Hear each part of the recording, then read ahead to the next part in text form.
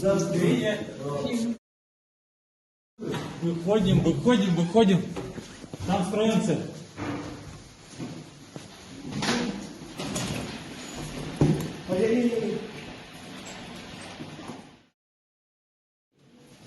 Предприниматель Люба любит грубо, давно не ела круглые и не ходила в клубы.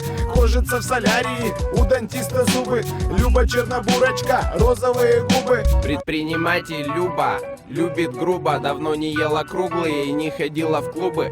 Кожица в солярии, у дантиста зубы. Люба чернобурочка, розовые губы. Со второго-то подъезда, Любка! Ну. Дочь вон воспитывает. Мужик какой-то появился. Вот-то какой-то появился. Видела их? О, молодец баба-то, работящая.